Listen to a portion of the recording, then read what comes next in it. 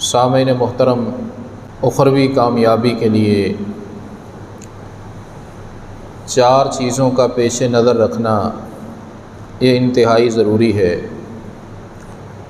Number 1، حق کو پہچاننا، حق ہے کیا، اور نمبر 2، پہچاننے کے بعد اس کو مان لینا، اور نمبر 3، اس پہ عمل پیرا ہو جانا، اور نمبر 4، اس پہ استقامت اور ہمیشگی اختیار کر لینا۔ یہ چاروں چیزیں ہی لازمی ہوتی ہیں۔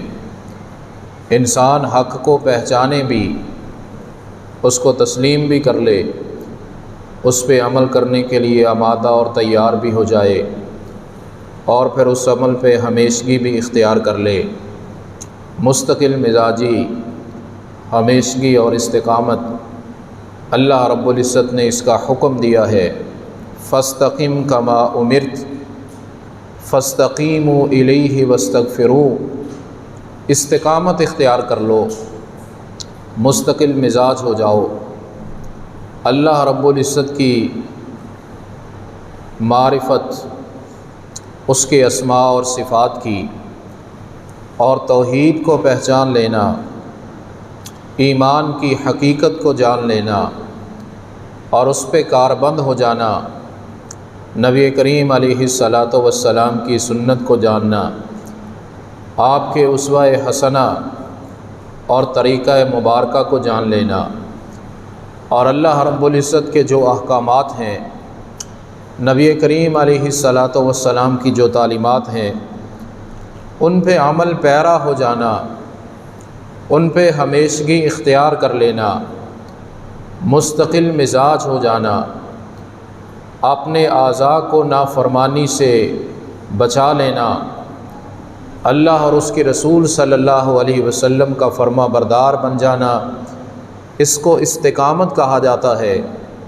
اور اس استقامت کا رب کائنات نے باقاعدہ حکم دیا اور کامیابی کے لیے اس کو لازمی قرار دیا۔ اخلاق کے اعتبار سے بھی انسان اچھے اخلاق کو اختیار کرے، اعمال میں بھی انسان شرک اور بدعات سے اپنے آپ کو محفوظ کرے، اور اللہ رب العزت کی فرما برداری اور اس کے رسول صلی اللہ علیہ وسلم کی غلامی، اس کو انسان ہمیشہ کے لیے اختیار کرے، مستقل مزاجی اختیار کرے۔ اگر انسان استقامت کو اختیار کر لے تو پھر اس استقامت کے بے شمار فوائد انسان کو اس دنیا میں بھی ہوتے ہیں، قبر میں بھی ہوتے ہیں، اور حشر میں بھی ہوتے ہیں۔ استقامت اللہ رب العزت کی فرما برداری پہ اور نبی کریم صلی اللہ علیہ وسلم کی فرما برداری اور غلامی پر، حضرات محترم، اس دنیاوی زندگی کے اندر عام طور پہ ہمیں روزی اور رزق کی بڑی فکر ہوتی ہے، اور اس کے لیے ہم تگ و دو کرتے ہیں۔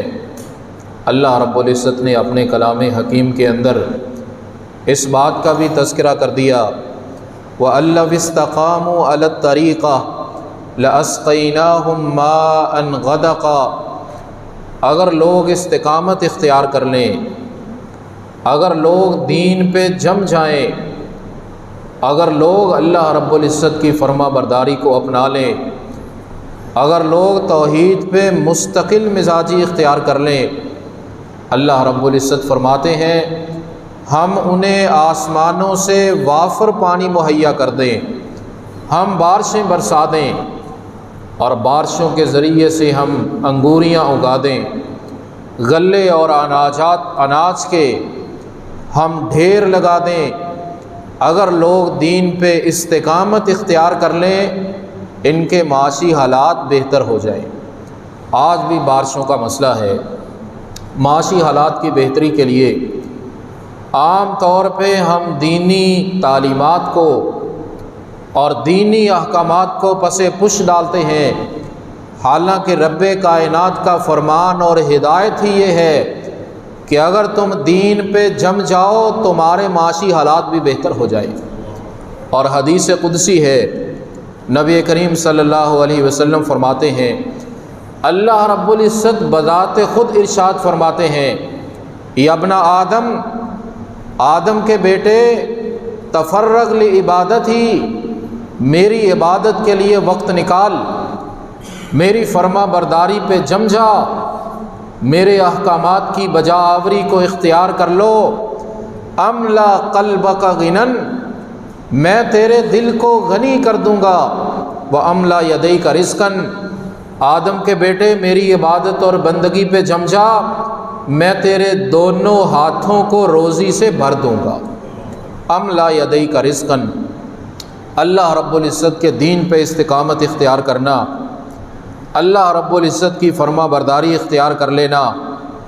حضرات گرامی قدر، یہ رزق کی فراوانی کا بھی ایک بہت بڑا سبب ہے۔ یہ کیسے ہو سکتا ہے کہ اس رازق کی نافرمانی کریں اور سمجھیں اس سے ہماری روزی زیادہ ہو جائے گی، اللہ کی بات نہ مانیں، اللہ رب العزت کی منع کردہ چیزوں سے رکنے کے لیے تیار نہ ہو اور توقع یہ رکھیں کہ اس سے ہماری روزی زیادہ ہو جائے گی۔ روزی کا مالک تو وہ ہے، اس کی فرما برداری کریں گے خیر و برکت والی روزی ملے گی۔ اور اگر کسی کو دیکھیں کہ فلاں شخص اللہ کا نافرمان بھی ہے، باغی اور سرکش بھی ہے، لیکن اس کے پاس تو روزی کی بھی بڑی فراوانی ہے، حضرات یہ ہو سکتا ہے، یہ ممکن ہے، لیکن نافرمان اور باغی کے پاس جو روزی ہوگی اس کے لیے خیر، برکت، اطمینان اور سکون کا باعث نہیں بنے گی، بلکہ اس کے لیے عذاب کا، ذلت کا، پریشانیوں کا، ٹینشن کا، اضطراب کا باعث ہوگی۔ عزت والی روزی، سکون والی، خیر و برکت والی روزی وہ اللہ رب العزت کی فرما برداری سے ہی میسر آ سکتی ہے۔ حضرت ابو عبیدہ بن جراح رضی اللہ تعالیٰ عنہ کو نبی صلی اللہ علیہ وسلم نے ایک دفعہ 300 کا لشکر روانہ کیا اور حضرت ابو عبیدہ بن جراح رضی اللہ تعالیٰ عنہ کو امیر اور سربراہ مقرر کر دیا۔ دیکھیے، اگر دین پہ جم جائیں، اللہ روزی ایسی جگہوں سے بھی مہیا کر دیتا ہے کہ انسان نے کبھی تصور بھی نہیں کیا۔ نبی کریم علیہ السلام نے لشکر کو روانہ کر دیا اور کچھ کھجوریں بھی دے دیں۔ حضرت ابو عبیدہ اپنے لشکر کے دوستوں کو روزانہ ایک مٹھی کھجوروں کی دے دیتے، اور جب وہ کم ہو گئیں، صحابہ کہتے ہیں پھر ہمارے سربراہ حضرت ابو عبیدہ رضی اللہ تعالیٰ عنہ مجمعین پھر ہمیں صرف ایک کھجور دیتے ایک دن کے لیے، صرف ایک کھجور۔ پوچھا پھر آپ کا گزارا کیسے ہوتا؟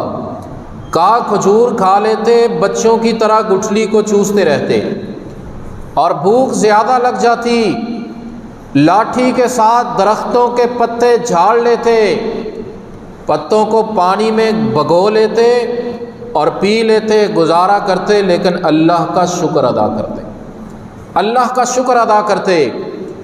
استقامت کیا ہے؟ مستقل مزاجی، حالات جیسے بھی ہو جائیں، چاہے مشکلات بھی آ جائیں، معاشی حالات تنگ بھی ہو جائیں، کوئی دھمکی مل جائے، کوئی لالچ دیا جائے، انسان ڈگمگانے والا نہ ہو، پہاڑ کی طرح جم جائے اللہ اور اس کے رسول کی فرما برداری میں۔ یہ 300 صحابہ درختوں کے پتے کھا رہے، لیکن مجال ہے رب کائنات کا گلہ اور شکوہ کرے، اللہ کی رضا پہ پھر بھی راضی، اور میدان جہاد کا سفر پھر بھی جاری۔ اللہ رب العزت نے اپنے ان فرما بردار بندوں کے لیے روزی کا اہتمام کیا۔ سمندر کے کنارے جا رہے ہیں، صحیح مسلم اور بخاری کی احادیث کے مطابق صحابہ کہتے ہیں ہم نے دیکھا دور ایسے لگا جیسے ٹیلا ہو بہت بڑا، ہم قریب گئے، دیکھا بہت بڑا جانور ہے، جائزہ لیا، پتہ چلا عنبر مچھلی ہے جسے وحیل کہتے ہیں، اس کو کھانا شروع کر دیا۔ روزانہ ایک بیل کا جتنا جسم ہوتا ہے اتنا کاٹ کے کھا لیتے اور باقی محفوظ رہتی۔ کہتے ہیں ہم ایک مہینہ رہے اور ایک مہینہ وہ مچھلی کھاتے رہے، وہ مچھلی ہم سے ختم نہیں ہوئی، ایک مہینے میں بھی ختم نہیں ہوئی۔ حتیٰ کہ صحابہ کہتے ہیں مچھلی کا گوشت کھا کھا کے ہماری صحتیں بہت اچھی ہو گئی، موٹے تازے ہو گئے ہم۔ پہلے تو کچھ کمزوری ہو گئی تھی، ایک کھجور روزانہ کھا کے ہماری صحت بحال ہو گئی۔ ایسی عظیم مچھلی اور رب کائنات نے غائبانہ طریقے سے مہیا کر دی۔ حضرت ابو عبیدہ نے اس مچھلی کی یہ جو آنکھ تھی اس کے حلقے میں 13 بندوں کو بٹھا دیا۔ 13 بندے مچھلی کی آنکھ کے حلقے میں آ گئے اور حضرت ابو عبیدہ نے اس مچھلی کی ایک پسلی ایسے زمین پہ گاڑ دی۔ کہا لشکر کے اندر جو سب سے اونچا اونٹ ہے اس کو لے کے آؤ۔ اونٹ لایا گیا۔ کہا ہمارے لشکر میں جو سب سے دراز قد آدمی ہے اس کو بھی لایا جائے۔ اس کو بلا لیا گیا۔ کہا اونٹ پہ بیٹھ جاؤ۔ سب سے اونچا اونٹ اور سب سے اونچا آدمی اس لشکر میں اس اونٹ پہ بیٹھا۔ کہا مچھلی کی پسلی جو گاڑی ہے اس کے نیچے سے گزارو۔ سب سے اونچا اونٹ، سب سے اونچا بندہ اس پہ بیٹھ کے اس مچھلی کی پسلی کے نیچے سے گزرتا ہے، لیکن اس کا سر مچھلی کی پسلی کو نہیں لگتا۔ وہیل مچھلی جسے عنبر کہا جاتا ہے اللہ رب العزت نے عطا کر دی۔ پھر صحابہ نے اس کا گوشت خشک کر لیا، محفوظ کر لیا، اور جب مدینہ طیبہ نبی کریم علیہ السلام کے پاس واپس آئے پورا قصہ بیان کیا۔ نبی کریم علیہ السلام نے فرمایا ھذا رزق اخرجہ اللہ لکم، میرے صحابہ یہ اللہ کی طرف سے خاص رزق ہے جو اس نے تمہیں عطا کر دیا ہے۔ تم اس کی فرما برداری میں، تم اس کے راستے میں جہاد میں نکلے، رب کائنات نے یہ مچھلی مہیا کر دی۔ 300 بندہ مہینہ کھاتا رہا، ختم ہی نہیں ہوئی۔ اور پھر نبی کریم علیہ السلام نے فرمایا کو بچا کے بھی لائے ہو؟ ہاں اللہ کے رسول ہے ہمارے پاس۔ فرمایا لاؤ ہمیں بھی چیک کراؤ۔ پھر نبی کریم علیہ السلام نے بھی اس مچھلی میں سے کچھ گوشت کھایا اور آپ نے بھی تناول فرمایا۔ حضرات اللہ کے دین پہ عمل، اللہ کی فرما برداری میں مستقل مزاجی، اس سے انسان کے مسائل حل ہوتے ہیں۔ احفظ اللہ یحفظ کا، آج ہم سب چاہتے ہیں اللہ ہماری حفاظت فرمائے، اللہ ہماری جان کی، مال کی، اولاد کی، عزت کی، آبرو کی حفاظت کرے، لیکن نبی کریم علیہ السلام نے نسخہ بتلا دیا۔ احفظ اللہ یحفظ کا، لوگوں تم اللہ کے احکامات کی حفاظت کرو، اللہ کی تعلیمات کی حفاظت کرو، ہمیشہ اللہ کے حکم کو پیش نظر رکھو، اللہ کے احکامات کی تم حفاظت کرو، اللہ تمہاری حفاظتیں فرمائے گا۔ اللہ کے احکامات کی خوشی میں، غمی میں، مسجد میں، بازار میں، کاروبار میں، گھر میں، معیشت میں، معاشرت میں، سیاست میں، ہر جگہ اللہ کی تعلیمات کو پیش نظر رکھو، وہ تمہاری حفاظت کرے گا، وہ دنیا میں بھی تمہاری حفاظت کرے گا، وہ موت کے وقت بھی تمہاری حفاظت کرے گا، وہ تمہارے اعضاء کی، تمہاری صلاحیتوں کی، تمہارے ایمان اور عمل کی حفاظت کرے گا، اور اللہ تمہاری حفاظت قبر میں کرے گا، تمہاری حفاظت حشر میں کرے گا، اور دنیا میں تمہاری حفاظتیں وہاں ہو جائیں گی جہاں ظاہری طور پہ حفاظت کا کوئی سامان میسر نہیں ہوتا۔ حضرت سفینہ رضی اللہ تعالیٰ عنہ کہتے ہیں میں ایک دفعہ کشتی میں بیٹھ کے دریا میں سفر کر رہا تھا، اللہ کا کرنا کشتی ٹوٹ گئی، اس کے پھٹے بکھر گئے، میں ایک پھٹے پہ بیٹھا کسی جزیرے میں جا نکلا، اور جب میں جزیرے میں پہنچا میں نے دیکھا آگے سے خون خوار اور ایک تگڑا شیر آ رہا ہے۔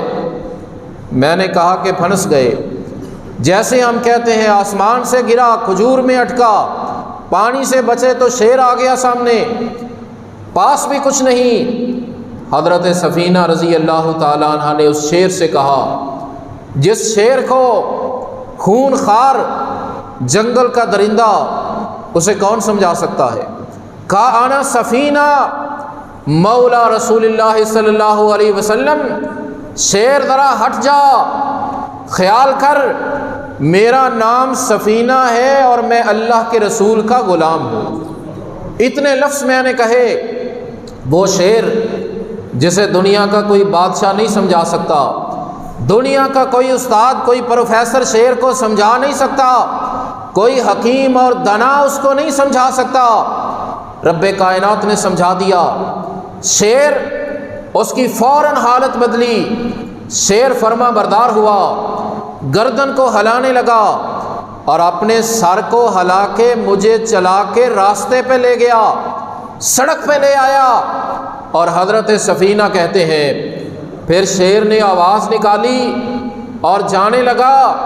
شیر بول نہیں سکتا تھا، وگرنہ میں نے سمجھا شیر جاتے ہوئے مجھے سلام کر رہا ہے، اللہ کے رسول کے غلام میں جنگل کا درندہ تمہیں سلام کر کے جا رہا۔ اللہ رب العزت وہاں حفاظتیں فرماتے ہیں جہاں حفاظت کا کوئی ذریعہ نہیں ہوتا۔ ہم کوشش کرتے ہیں میرے جانے کے بعد بیوی بچوں کا کیا بنے گا، اگر آج فوت ہو گیا اولاد کا کیا بنے گا۔ رزق حلال کے ذریعے بیوی بچوں کا خیال، اولاد کا، یہ بہت اچھی بات ہے، لیکن اس سے بھی زیادہ ضروری دین پہ عمل۔ اگر انسان دین پہ عمل کرتا ہو اور مستقل مزاج ہو، اس کی اولاد کی حفاظت رب کائنات کرے گا۔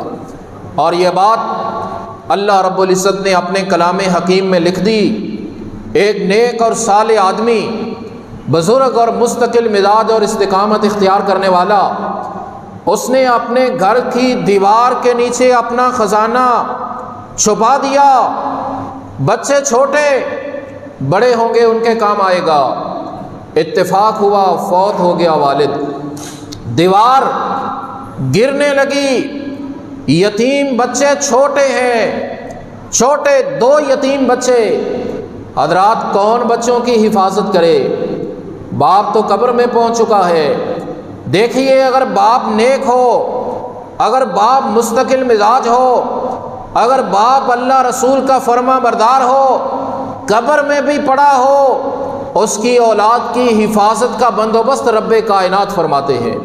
اللہ رب العزت نے حضرت خضر علیہ السلام کو حکم دیا اس دیوار کو سیدھا کرو، دیوار کو درست کر دیا۔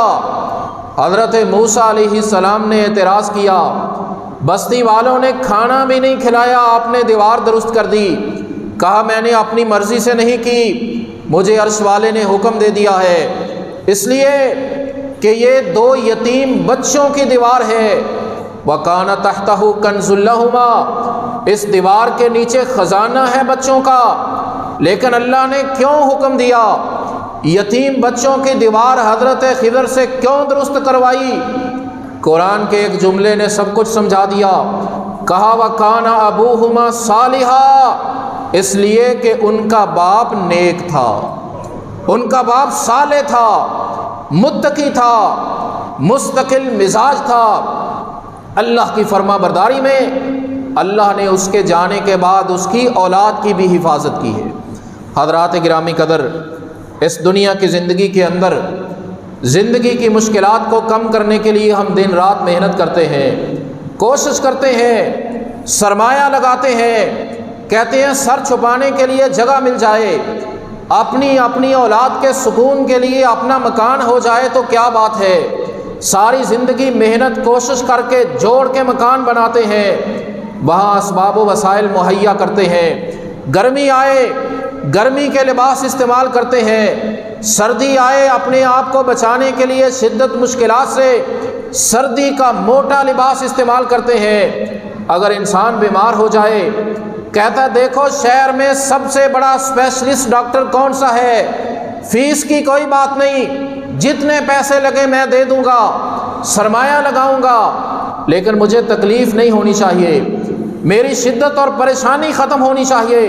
حضرات سفر کرنے کے لیے پیدل بھی سفر ہو سکتا ہے، لیکن انسان کہتا ہے نہیں، آسانی کے لیے گاڑی پہ سفر کرنا ہے، اور پھر کوئی اس سے آگے بڑھتا ہے، کہتا ہے نہیں ڈرائیو پہ سفر کرنا ہے، کرایہ زیادہ بھی لگے کوئی بات نہیں، سہولت اور آسانی تو ہوگی۔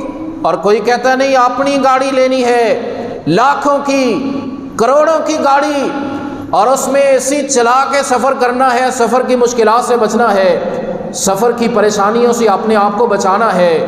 کوئی بائی ایئر سفر کرتا ہے، اس سے بھی زیادہ آسانی چاہیے، اس سے بھی زیادہ سہولت چاہیے۔ حضرات یہ سارا دنیا کے سفر کے لیے مکان بھی، لباس بھی، گرمیوں کے لیے پنکھے، ایئر کولر، اے سی بھی، سردیوں میں ہیٹر بھی، علاج کے لیے اسپیشلسٹ ڈاکٹر اور فیسیں بھی، اور کرائے بھی، اور سفر کے لیے ذاتی گاڑیاں بھی، مہنگے کرائے بھی، جہاز بھی، یہ سارا کچھ اپنی حفاظت کے لیے سیکیورٹی دستے بھی۔ حضرات یہ زندگی کے لیے ہے، لیکن زندگی کا سب سے آخری مرحلہ ہے موت۔ زندگی کا آخری سٹیپ ہے موت۔ انسان زندگی کے پہلے مراحل کے لیے تو سب کچھ کر لیا، زندگی کے آخری سٹیپ کے لیے تو نے کیا تیاری کی ہے؟ یہ مکان، یہ کوٹھیاں، یہ بنگلے، یہ شہرت، یہ گاڑیاں، اور یہ سفر کے وسائل، یہ مہنگی فیسیں، یہ سرمایہ، یہ عہدے، یہ وزارت، یہ صدارت، موت کے وقت کسی کام نہیں آئے گی۔ موت کے لیے کیا تیاری کی ہے؟ اور نبی کریم علیہ السلام فرماتے ہیں لم یلق ابن آدم شیئا قط منذ خلقہ اللہ اشد علیہ من الموت۔ جس انسان کو زندگی میں بڑی پریشانیاں آئی ہے، مصیبت بھی، آزمائشیں بھی، بیماریاں بھی، ٹینشن اور اضطراب بھی، نبی کریم علیہ السلام فرماتے ہیں زندگی کی سب سے سخت گھڑی اور سب سے مشکل وقت وہ موت کا ہوتا ہے۔ موت سے پہلے کا کوئی وقت انسان جتنا بھی پریشان ہو، موت سے تھوڑی پریشانی ہوتی ہے، موت اس سے زیادہ پریشان کرنے والی، جو ایک لمحے میں اسباب و وسائل کی لذتوں کو اڑا کے رکھ دیتی ہے، جو خوشیوں کے گھر میں ماتم کی صفیں بچھا دیتی ہے، جو صدارتوں، وزارتوں، سیکیورٹی کی پرواہ ہی نہیں کرتی، جو انسان جتنا بھی اپنے آپ کو اہم سمجھے ایک لمحے میں دبوچ لیتی ہے اور لذتوں کو توڑ دیتی ہے۔ زندگی کی پریشانیوں سے سب سے مشکل وقت وہ ہے۔ کیا تیاری کی ہے اس کے لیے؟ اور اگر تیاری نہیں کی، ٹائم ہی نہیں ملا۔ کتنے لوگ ہیں جی ٹائم ہی نہیں ملتا، ٹائم ہی نہیں ملتا۔ ذرا سوچ تو صحیح، اگر اسی لمحے تمہیں موت آ گئی، سارے کام پھر بھی ہوتے رہیں گے، کہاں جائے گا ٹائم؟ نبی کریم علیہ السلام فرماتے ہیں جس نے تیاری نہیں کی، جس نے کہا نیکی کا، نماز کا، سنت کا، توحید کو سمجھنے کا، اللہ رسول کی فرما برداری کا ٹائم ہی نہیں میرے پاس، فرشتے آتے ہیں اس کی روح قبض کرنے کے لیے، یضربون وجوہہم وادبارہم، کبھی چہرے پہ تھپڑ، کبھی کمر پہ تھپڑ، اے گندی روح ذرا نکل تو صحیح، نکال اپنی روح کو، تیرے پاس ٹائم ہی نہیں تھا۔ اور انسان کہتا ہے میں کمزور تھا، عمل نہیں کر سکتا تھا، فرشتہ اور تھپڑ مارتا ہے، الم تکن ارض اللہ واسعہ، او اللہ کی زمین تھوڑی تھی، اگر ایک جگہ عمل نہیں ہو سکتا تھا دوسری جگہ چلے جاتا، اگر ایک گھر میں رہتے مسجد میں نہیں پہنچ سکتا تھا گھر تبدیل کر لیتا، اللہ کی زمین تھوڑی تھی، کیوں نہیں نیکی کا کام کیا؟ فرشتے مارتے ہیں اور روح نکلنے کا نام نہیں لیتی، فرشتے دنیا میں ہی تھپڑ مارنے شروع کر دیتے ہیں۔ اللہ ان سزاؤں سے ہمیں اپنی رحمت سے محفوظ فرما۔ حضرات ان سزاؤں سے، موت کی ان سختیوں سے اگر کوئی چیز بچانے والی ہے، اللہ رسول کی فرما برداری ہے، دین پہ استقامت ہے، مستقل مزاجی، جم جانا، پکے ہو جانا، استقامت اختیار کر لینا۔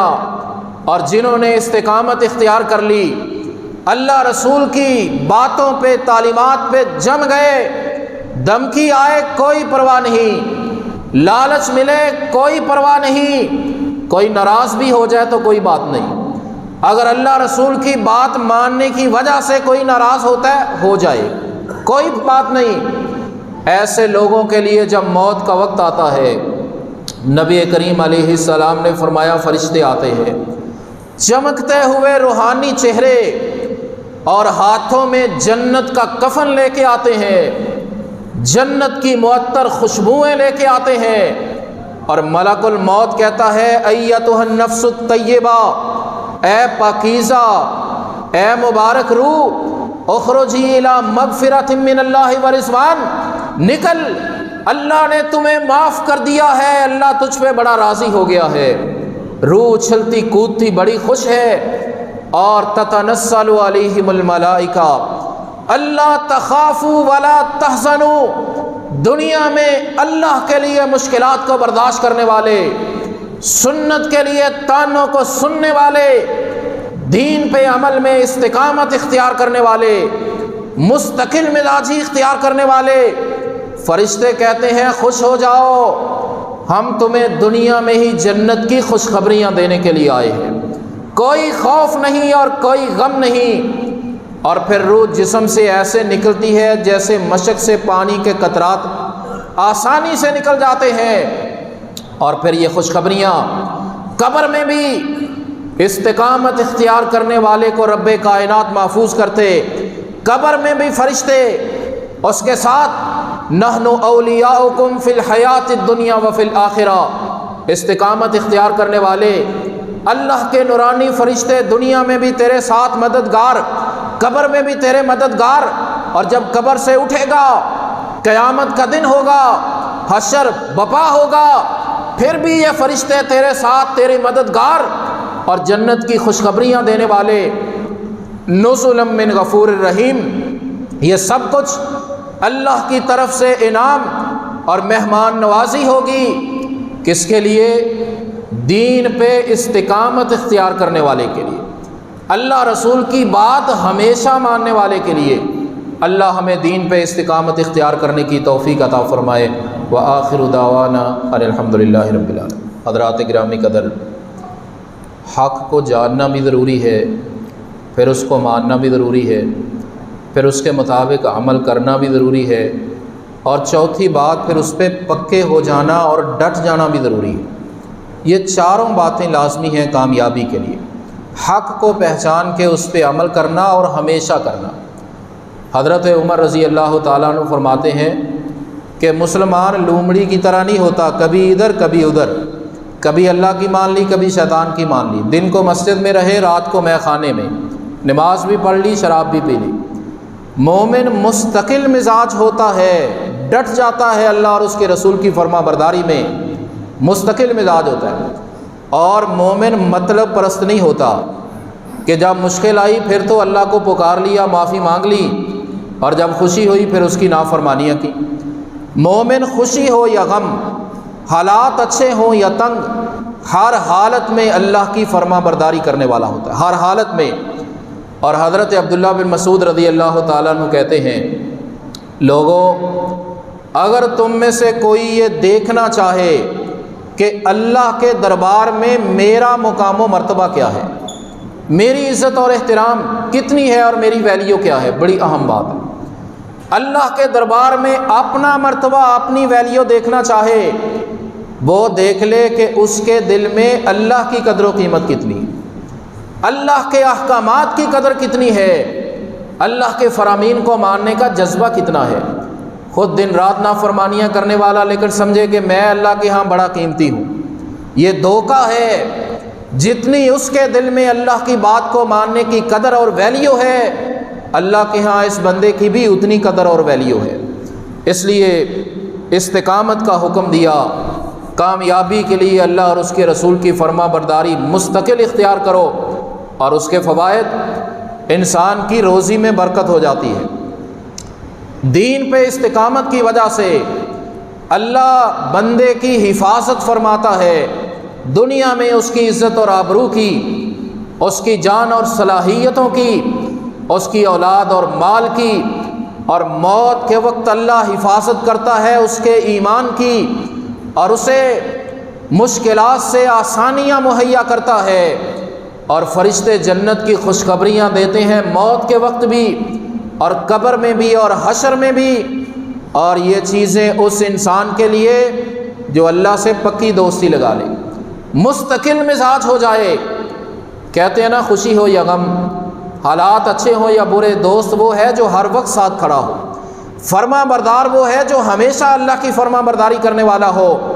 ایسے انسان کے لیے کامیابی اللہ رب العزت کے ہاں فرشتوں کے ذریعے خوشخبریاں آتی ہیں کامیابی کی اور جنت کی، اور جنت کے کفن اور خوشبوئیں دنیا میں بھی آ جاتی ہیں۔